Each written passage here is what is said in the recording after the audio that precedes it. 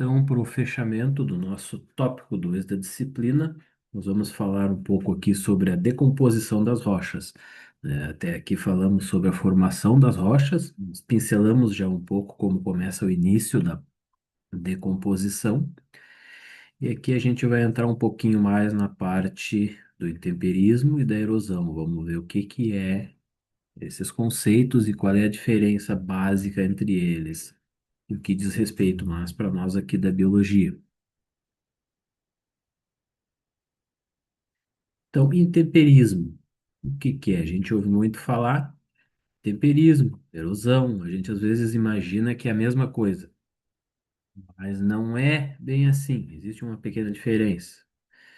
Olhando conceitualmente, o que que quer dizer intemperismo?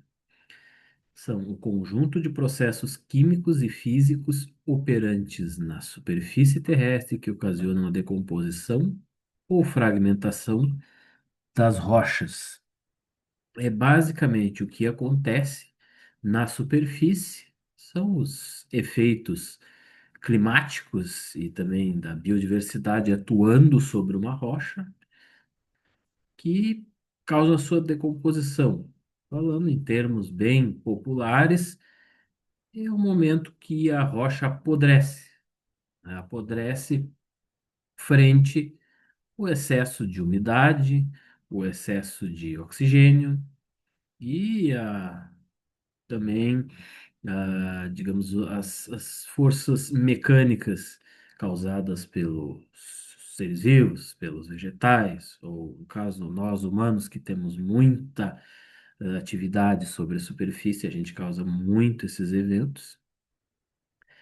Então, o oxigênio, ele é um degradador oficial do planeta Terra, são as moléculas de gás carbônico também, eles são muito fáceis de se juntar com outros elementos químicos, eles fazem as conexões, as ligações químicas, e então eles funcionam muito bem como um agente de degradação, coisa que causa dissolução muitas vezes. Se junta as partículas e as deixa mais frágeis, com ligações químicas mais frágeis, elas estarão mais sujeitas a se degradarem, a se desagregarem, né? As consequências diretas do intemperismo, então, é a decomposição total ou parcial dos minerais. Ele apodrece, ele desagrega. É o mesmo que acontece com um material orgânico, com um corpo de um animal, por exemplo, exposto há muito tempo, né? Intempéries, oxigênio, etc. E os decompositores vai apodrecer, vai se degradar, vai se separar em novos compostos químicos. O mesmo acontece com as rochas, em ritmo muito mais lento, de uma forma um pouquinho diferente, mas em síntese é a mesma coisa. A desagregação seria basicamente a fragmentação das rochas em blocos menores, né? Ela vai rachando, vai quebrando, vai se partindo em blocos menores, cada vez menores, cada vez menores, cada vez fracionando até chegar em coisas muito pequenas, como sedimentos, né? Grãos de areia, grãos de silt, que é mais pequeno, argila. Essas são as consequências diretas do processo de intemperismo. Uma consequência indireta é do ponto de vista do relevo. Com os morros e planaltos e etc., perdendo material, eles vão sofrer um rebaixamento, um aplainamento, vão ficando cada vez menores. Como a gente viu já em tópicos anteriores, a gente percebe uma montanha, né, ao longo do tempo, né, nós não percebemos ao olho nu, mas se estuda isso, se percebe que elas vão cada vez ficando menores, degradando, degradando, e vai rebaixando, vai aplanando. O que era uma cordilheira depois viram morros muito baixos e assim por diante. Aquele material todo vai sendo levado por um outro processo. O que seria um complexo intempérico? É o produto final do próprio intemperismo, também chamado de perfil de solo por alguns. Alguns geólogos optam por esses nomes, perfil de solo, regolito, né, o manto de intemperismo. Vocês imaginem um morro O que a parte que fica exposta dele é a parte de fora, a parte superficial. Então, o interno dele, a parte interior ali, ainda continua uma rocha rígida. Mas por fora é onde está batendo a chuva, o vento, onde estão as raízes das árvores, onde estão os animais, cavando. Vai formar uma capa muito, digamos assim, uma capa superficial e com espessura variável de um manto onde a coisa está ali sofrendo intemperismo, ela está mais frágil, ela está se degradando, né? De fora para dentro, claro, vai ser, a gente vai ver uma gradação dessa degradação, vai ser um pouco mais solto na parte mais exterior, um pouco menos solto na parte interior. E dependendo da região, ele vai ter também um tamanho maior, tamanho menor. Se é uma região com um clima muito úmido, onde infiltra muita água na superfície da rocha, vai até mais o fundo a água e vai causar maior degradação mais fundo. Aí o manto de intemperismo, o complexo intempérico, vai ser maior, vai ter solos bem maiores. Em regiões, por exemplo, mais áridas, ele é bem fininho. Tem água, o intemperismo é mais superficial. Logo, logo a gente encontra rocha, né? Em lugares desérticos, semidesertos, como na Patagônia, como no Arizona, nos Estados Unidos. Ele é um complexo intempérico e bem mais fino, bem mais reduzido. A rocha já está logo abaixo. Esse complexo, então, ele constitui a principal fonte dos sedimentos, que são os detritos residuais do intemperismo, os grãos. A gente pode ver nessa figura um- uma de forma resumida, o que que seria todo esse complexo intempérico, que aqui está como o regolito, que também é um nome usado muito por geólogos. Tem a rocha, logo abaixo, a rocha pura, rocha matriz, o embasamento. A parte mais superficial dessa rocha está sofrendo degradação. Notem aqui que ela está se partindo em vários blocos, vários pedaços. Acima dela, a gente já vê esse manto de intemperismo, ou perfil de solo, ou regolito, que é o quê? É a parte que está se degradando, mas ainda tem certo perfil mais parecido com a rocha, e a parte mais externa, que é o solo propriamente dito. Essa parte mais externa a gente vai entrar um pouquinho a coisa mais no tópico 3, mas não de forma tão aprofundada, porque isso faz mais parte da ciência dos solos, onde tem N classificações para essa parte aqui, onde os agrônomos, principalmente, veem a diferenciação ali, desde as partículas até a quantidade, o tipo de matéria orgânica e várias coisas, tem várias classificações para essa parte do solo. E o solo mais o restante aqui da parte que está se degradando da rocha, eu, ele pode ser dito que é o regolito, né? Complexo intempério. Então, isso tudo aqui, tudo isso de cima até aqui é o produto do intemperismo. É a parte superficial da rocha que está podre, digamos assim. E a gente pode ver, através de uma foto real, o que que seria um perfil de solo, mais ou menos parecido com o que vocês veem nessa figurinha aqui. A gente vê a rocha matriz, a rocha lá, base se degradando, se soltando os blocos, e o perfil de solo todo até aqui em cima, né? Essa parte aqui é mais chamada de regolito mesmo, propriamente dito. E o solo mesmo, solo onde a vida, a maioria da vida existe, está lá na camada mais superficial. Quando vocês verem um barranco, quando é a estrada que abriram, uma coisa assim, ou uma construção, dá bem para ver todo esse perfil. Dependendo da região onde a gente vive no planeta, isso vai variar, as camadas daqui vão variar, a gente vai ver isso em solos, o tamanho delas, isso, ó. Algumas até nem vão existir, quantidade de matéria orgânica também.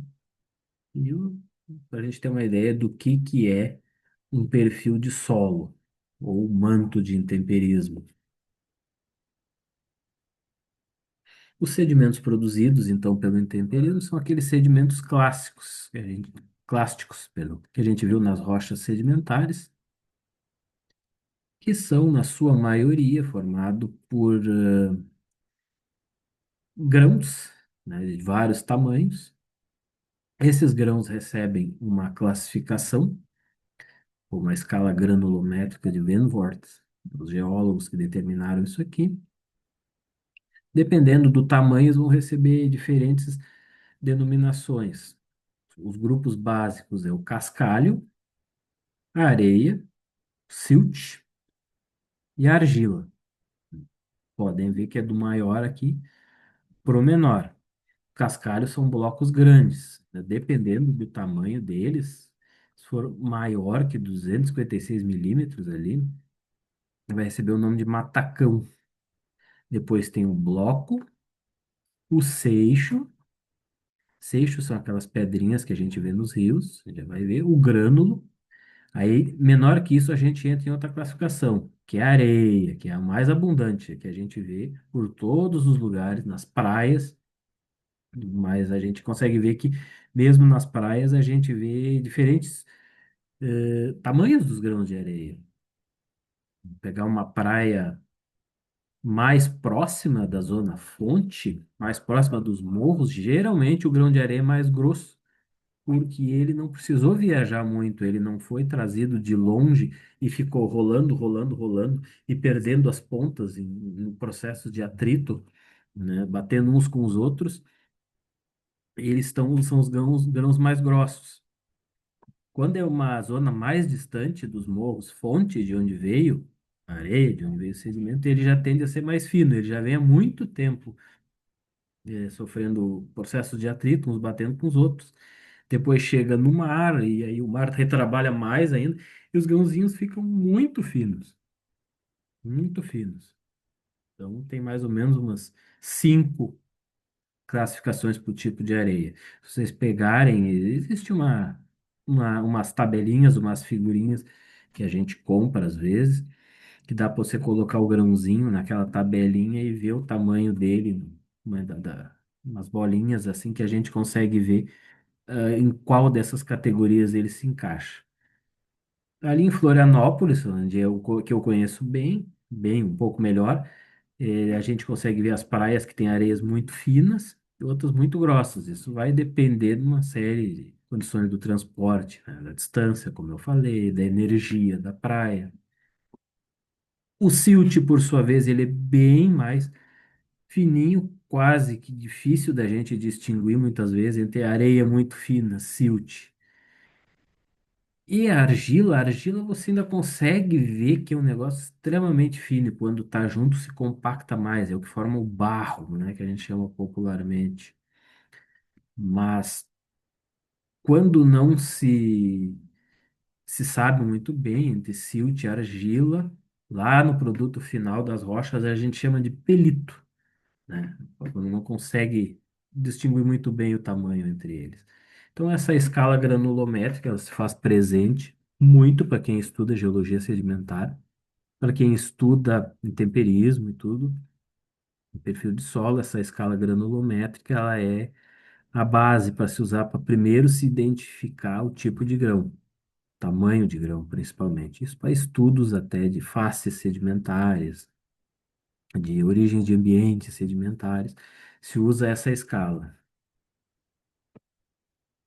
Um exemplo do que seria um matacão, né? Uma versão, um grão bem grande de sedimento, isso a gente vê muito também nos litorais, hein? Litoral catarinense é bem comum, então vocês, pessoal que mora por aí, próximo a morros, morros graníticos, vai ver muitos matacões. Os seixos também são muito comuns nas beiras dos rios, tendem a ser arredondadinhos, como se fosse uma bolinha, alguns como se fosse uma batata, assim. Eles são versões menores de matacões e outros que vêm rolando pelo rio de cima a baixo, da parte mais a montante até a jusante, o rio, a energia do rio vem trazendo eles vêm rolando, batendo uns nos outros e perdendo as suas, né, suas extremidades, se tornando cada vez mais redondos. Então, se vocês encontrarem essas pedrinhas de rio, né, que são seixos, quanto mais redondinho ele tiver, mais, né, formato esférico, a mais tempo ele vem rolando por aí. Eles vão perdendo tamanho também. Isso demora muito tempo para eles se tornarem assim, com esse formato redondinho. Por isso que tem a brincadeira do Raul Seixo, né? Nada mais digno do que o Seixo do que o Raul Seixo. Ele já é uma pedrinha que ele vem rolando no rio há muito tempo, no caso, há 10 milhões de anos atrás. Aqui só os mais antigos vão pegar a referência do Raul Seixo, que ele está cantando. Mas faz todo sentido para o tempo que leva para essas pedrinhas serem cada vez mais arredondadas. E a areia, a gente vai ver os tipos de areia, né? Vai de fina, média, grossa, lavada, que é mais a escala industrial, o pessoal que usa para construção, eles vão refinando e vão fazendo misturas com essas areias. Mas a areia é o básico, que se usa para quase tudo na construção. Aí a gente vê os grãozinhos, a grande maioria é de quartzo, grãos de quartzo, que são mais difíceis de se degradarem, né? Se a gente pegar um granito mesmo, pega esses granitos do litoral catarinense, que a gente já viu a composição deles lá nas rochas ígneas, eles têm quartzo, ele tem minerais máficos escuros, que são aqueles, as biotitas, muscovitas, e tem o feldspato alcalino, ou um outro tipo de feldspato. O feldspato ele se degrada mais, ele vai virar uma coisa muito fina chamada caulinita. Ele se perde mais, formando um tipo de argila. Já o quartzo, ele é mais resistente, ele vira, no momento que o granito se desfaz com o intemperismo, ele vira grãos de areia. E aí a água leva esses grãozinhos de quartzo, esses são mais difíceis de ocorrer ali a degradação, e eles vão lá e formam as praias. Então, a maioria dessas praias aí, arenosas do litoral catarinense, são grãos de quartzo vindos da degradação dos granitos que tem mais acima, né, no próprio litoral. A gente pega ali Florianópolis, aqueles morros que a gente vê ao longe, a parte mais alta. Parte daquilo se degradou ao longo de milhões de anos, dando origem a grãos de quartzo, né? O resto foi lixiviado, foi levado, e os grãos de quartzo formam a areia das praias, né? Tem outros locais do mundo que as areias das praias são formadas por outras coisas, outros materiais. Tem praias de locais vulcânicos mesmo, no Havaí, ela é mais escura. Ela tem olivina bastante nos seus compostos. É uma praia preta, porque as rochas são pretas, a rocha fonte, né, de onde vem esse material. Mas a areia não necessariamente ela é só quartzo. O silt, que é uma versão um pouco menor da areia, também mais difícil da gente identificar, também utilizado na construção, mas todo mundo chama de areia. E a argila, que é mais fino, bem mais fino, se compacta muito mais. É um tipo de barro. Quando ele litifica, depois ele vai se transformar no argilito. Ele é mais difícil da água, né, percolar no meio dele, ele é mais impermeável, digamos assim. Ele não funciona como um aquífero, como um arenito que tem mais porosidade, mais espaço entre os grãos, e são grãozinhos muito pequenininhos que se encaixam perfeitamente. A água não penetra muito. Um local que tem muita dessa argila compactada, a água não desce, não baixa. Quando ocorre uma enchente, ela fica parada mais tempo. Também é utilizado na construção, a argila em algumas partes. Geralmente a argila é formada por grãos de caulinita, que é outra parte do granito que se degrada. Aqui mais uma vez, para a gente ter uma escala aproximada, se fosse comparado entre alguns da classificação ali de Wentworth, alguns dos tipos de grão. O que que seria um tamanho de um cascalho, de uma areia, de um silt e de uma argila. A argila não se nem enxerga, o silt quase não se enxerga e a areia é bem maior. Essa é até a comparação entre planetas do sistema solar. Isso sobre, né, com uma consequência indireta, sobre o relevo, numa versão mais antiga que sofreu menos intemperismo, a gente tem uma topografia madura, né, caracterizada por um relevo mais alto, encostas de inclinação moderada, alta, as escarpas, né? É muito comum isso, os planaltos que a gente tem na região mais central, estado de Santa Catarina e aqui do Rio Grande do Sul, a gente vai ter esse planalto ainda com uma topografia mais madura, digamos assim.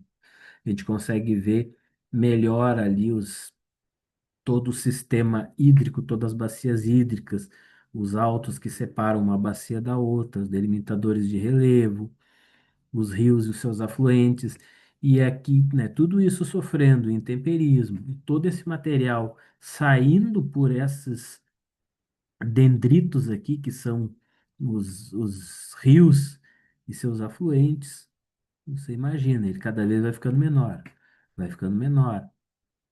A água sai por aqui carregando todo o aporte de sedimento e esses morros vão diminuindo. E isso, com o passar de muito tempo, evolui para uma topografia envelhecida, que é um relevo mais baixo, colinas mais suaves, baixa inclinação, vales largos, amplos. E aí começa a ficar morrinhos bem mais baixos, assim. Aqui no Rio Grande do Sul a gente vê na região de Porto Alegre bem direitinho esses morros mais baixos, que a gente chama de mamelonizados. E em Santa Catarina tem alguma coisa também. A Serra do Tabuleiro é algo tendendo a ficar mais assim, embora ainda mantenha uma certa altura. Os rios que correm ali pelo meio, os que desembocam no litoral, estão fazendo o papel desses rios aqui, igual na figura. Aqui é um evento que houve, um grande evento de enchentes que houveram em Santa Catarina, lá nos meio dos anos 90. Esse é um slide que eu peguei aqui nos professores da URGS, onde mostra, após muita quantidade de chuva ter caído sobre esse relevo dessa serra, aqui ali na região de Timbé do Sul, você vê que tudo isso está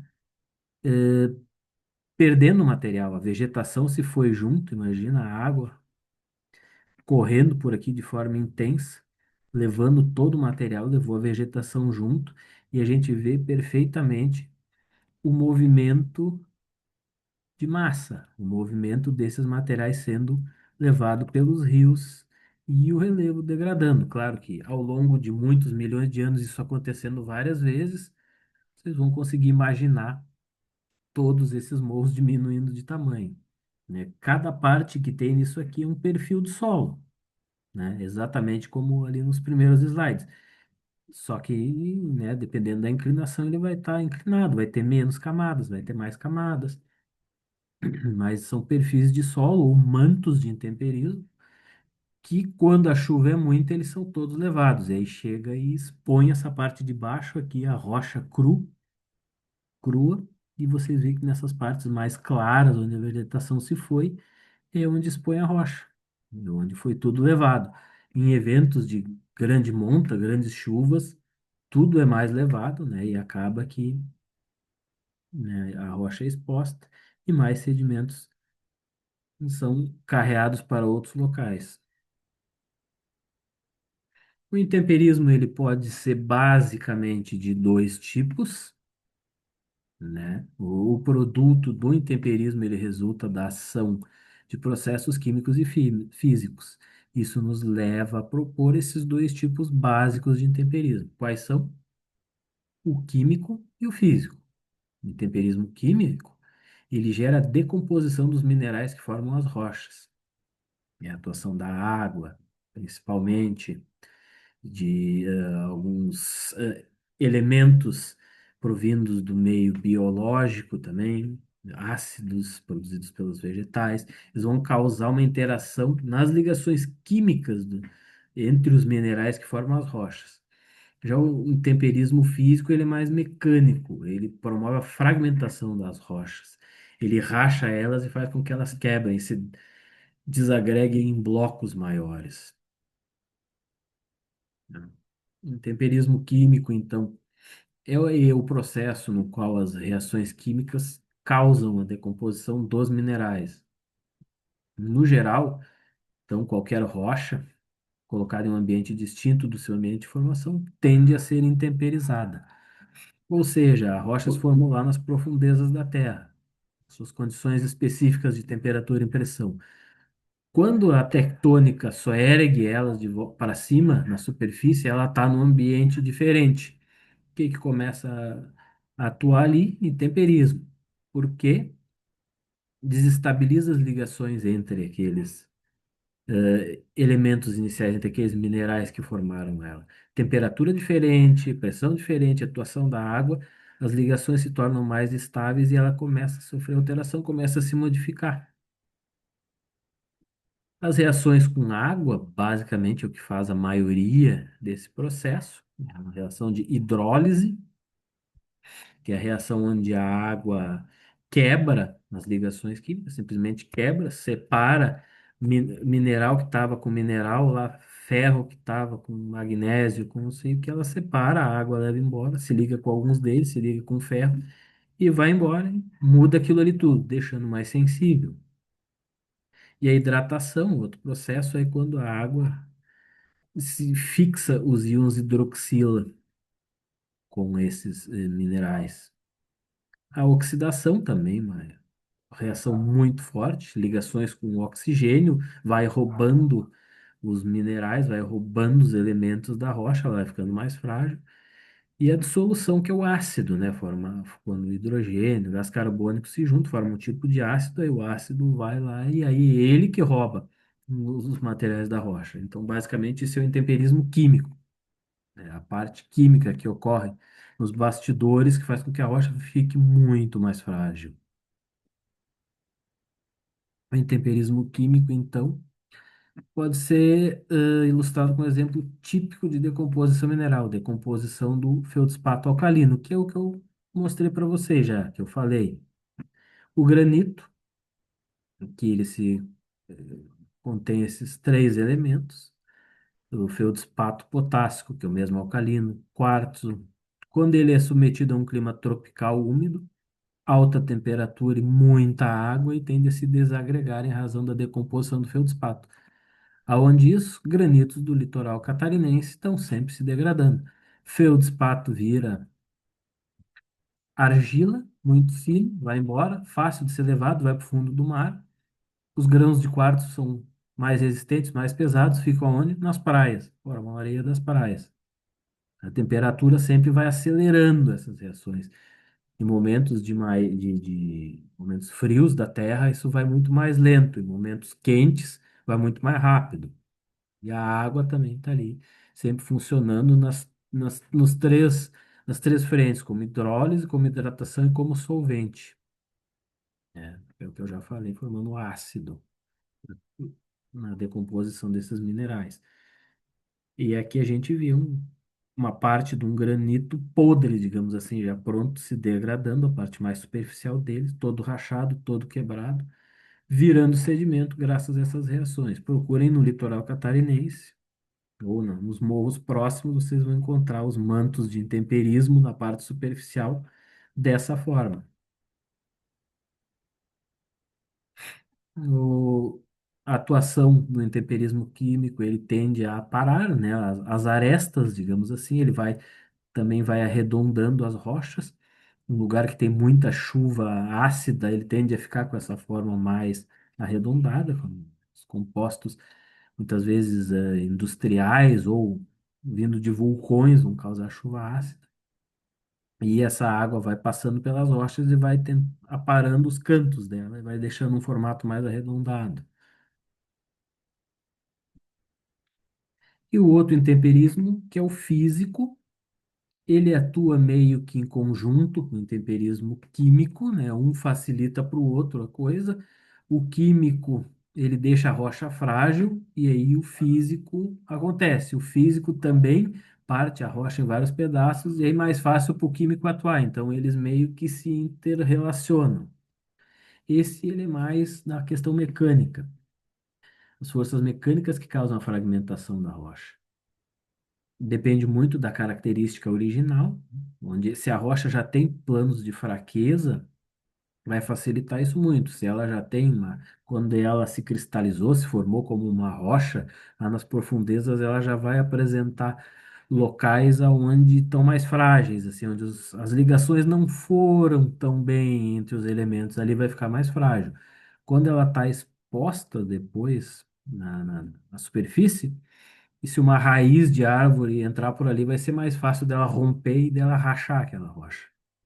Ou se a água correr por ali, já é um ponto mais baixo, ela vai erodir, vai rachar aquilo, vai deixar a rocha mais frágil. E aí, quanto mais frágil, quanto maior as rachaduras, aquilo tende a aumentar cada vez mais. A água vai passando, vai cada vez mais abrindo aquilo ali, né? Vai quebrando, né? Formando blocos, vai fraturando. A gente vai ver vários exemplos, né? Se vocês verem o livro, os livros aí de geologia, para entender a Terra, vão ver N exemplos de onde, como que ocorrem as fraturas das rochas. Também a gente vai ter as fraturas advindas de terremotos, de movimentos tectônicos, né? Quebra por organismos, né? Escavação. Os humanos fraturam muito as rochas, né? Explodindo, cavando e etc. Nas regiões glaciais também, isso é mais intenso ainda.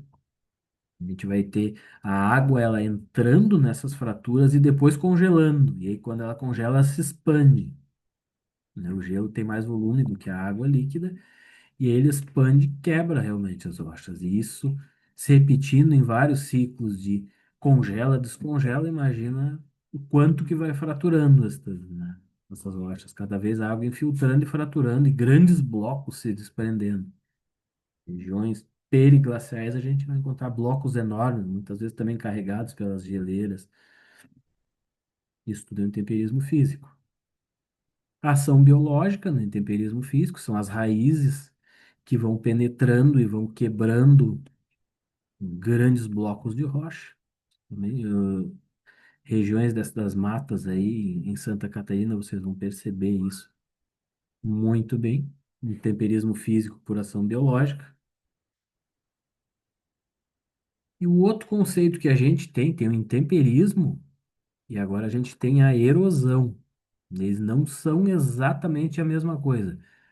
E um meio que depende do outro, assim, a erosão mais do intemperismo. O intemperismo, ele é o processo que degrada tudo, deixa frágil, né? Racha ali mesmo, as ligações químicas se alteram, o negócio fica um manto bem fragilizado sobre a rocha. E a erosão, o que que é? A erosão é o processo que leva isso embora. Se o intemperismo ele apodrece a rocha, a erosão leva aquele material podre que está por cima embora. Isso aí pode acontecer principalmente por água, por vento, também geleiras, agentes biológicos, né, os agentes antrópicos. A gente acelera muito o processo de erosão, né, retirando a capa de solo, expondo mais as coisas, retirando a capa de vegetação, né, causando alterações em todo o ecossistema, a gente promove a erosão dessa forma. A gente promove o negócio ser levado embora. Aquilo já está frágil e a gente acaba que é um facilitador da erosão, digamos assim. Aí vem uma chuva e leva toda aquela capa de manto de intemperismo embora. Isso é erosão. Então, erosão é o processo de transporte e remoção dos materiais decompostos pelo intemperismo. E a gente vê um exemplo didático interessante, isso é, dos Estados Unidos, mas vale também para nós, um rio, um sistema de um rio passando num cânion. Esse rio é um rio meandrante, ele vai fazendo essas voltas assim, e ao longo do tempo ele vai se deslocando e vai se deslocando e vai levando sedimentos, ele vai moldando o ambiente no seu entorno.